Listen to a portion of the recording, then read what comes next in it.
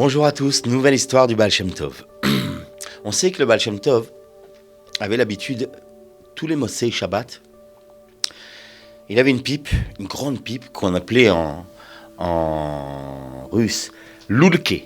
Lulke, c'était la pipe du Baal Shem Tov, elle avait un grand tube comme ça, de très grand comme ça, et il fumait la pipe et de la fumée qui sortait de sa pipe, le Baal Shem Tov regardait toutes les choses qu'il avait à faire pendant la semaine, toutes les réparations, toutes les aventures qui l'attendaient pour la semaine.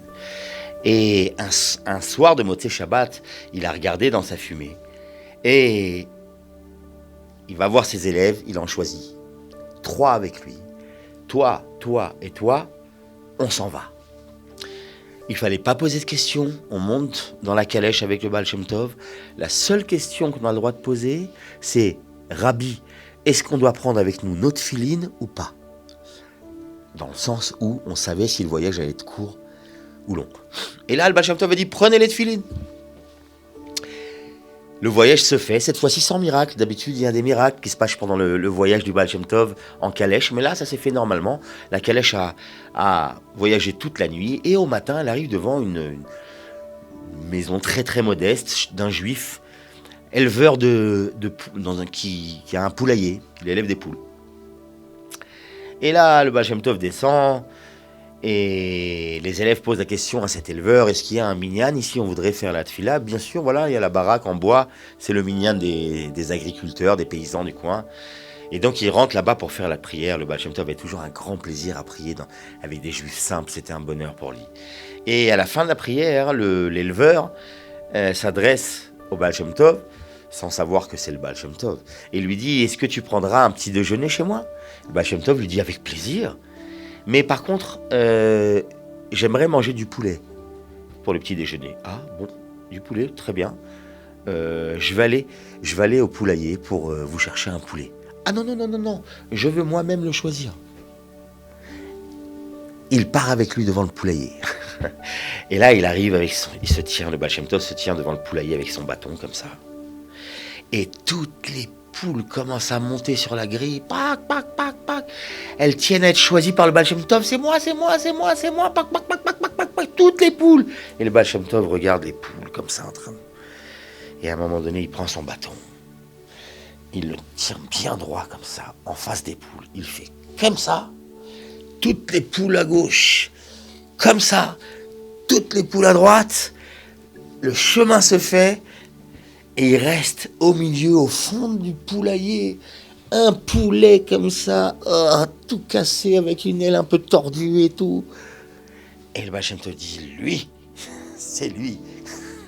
On prend le poulet, on l'amène à la table, là-bas, chez le juif, l'éleveur. Et là, le Baal Shem Tov dit, bon, je voudrais savoir si on peut faire la shrita à ce poulet. Est-ce qu'il est kasher ou pas? Il tend le poulet à un de ses élèves, Rabbi Nachman de Horodenka. Le Rabbi Nachman, il cherche, il tâte le poulet, il vérifie les os, il dit, à mon avis, il n'est pas kasher. On ne peut pas l'autoriser à la shrita. Bon, et toi, qu'est-ce que tu dis? Le deuxième élève, tous étaient des grands sages et des érudits en halakha. Il tâte le poulet, et lui, il dit, c'est mon avis, on peut l'autoriser, ce poulet. Bon, dit le Baal Shem Tov, nous avons 2 avis. Il faut trancher. Et il s'adresse à l'éleveur et lui dit, tu sais quoi, toi, s'il te plaît, tu vas dans la chambre chercher ton fils, tu me l'amènes ici et on va lui demander de trancher la halakha, est-ce que ce poulet est kasher ou pas? Et là, l'éleveur regarde le Baal Shem Tov et dit, quoi, mon fils, mais... Et le Baal Shem Tov lui dit, je sais qu'il est paralysé depuis sa naissance, ça fait déjà 17 ans qu'il est dans son lit. Prends mon bâton, tu vas dans la chambre, tu lui poses le bâton sur la bouche et tu lui dis, et Israël Ben Eliezer te demande de venir. Et là, le père de l'enfant rentre avec le bâton dans la chambre et il pose le bâton sur la bouche de son enfant qui est allongé sans bouger depuis 17 ans. Il le pose et il lui dit, voilà, Israël Ben Eliezer te demande. Et là, l'enfant se redresse et il se lève. Il se lève et il va dans la pièce. Le Baal Shem Tov le voit et lui dit, voilà le poulet, vérifie-moi le poulet et dis-moi s'il est kasher ou pas. Et l'enfant attrape le poulet comme ça. Et le Baal Shem Tov dit, réfléchis bien, vérifie comme il faut, prends ton temps et donne-moi la réponse. Et au bout d'un certain moment, qu'il le vérifie, l'enfant il dit, le poulet est cachère. Ah, mais c'est parfait, nous allons faire la shrita. L'enfant retourne dans sa chambre. On fait la shrita au poulet, on fait une séouda merveilleuse. Le Baal Shem Tov était dans une simra terrible. Et pendant cette séouda-là, il a cité plusieurs enseignements d'un grand décisionnaire, un juif très très sage qui était le maître de la région, qui a vécu il y a quelques années de cela, qui est décédé déjà, le Dvoat Shor. C'était un très grand tzaddik, il connaissait la halakha, et il cite beaucoup d'enseignements de ce décisionnaire, le Dvoat Shor. Birkat Amazon. Et là, le Baal Shem Tov s'adresse au père. Il lui dit, maintenant, toi et moi, nous allons réaliser une très très grande mitzvah. Car ton fils a quitté ce monde. Nous devons lui faire la levaya. Quoi, comment, mais il était là? Il dit, je sais. Je t'expliquerai tout après. Levaya, on enterre le petit. La semaine du deuil qui passe. Et là, le Baal Shem Tov reste avec lui pendant toute la semaine du deuil. Et à la fin de la semaine, il lui dit, voilà.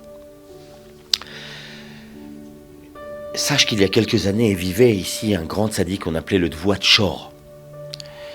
Et un jour, c'était la veille de Yom Kippour.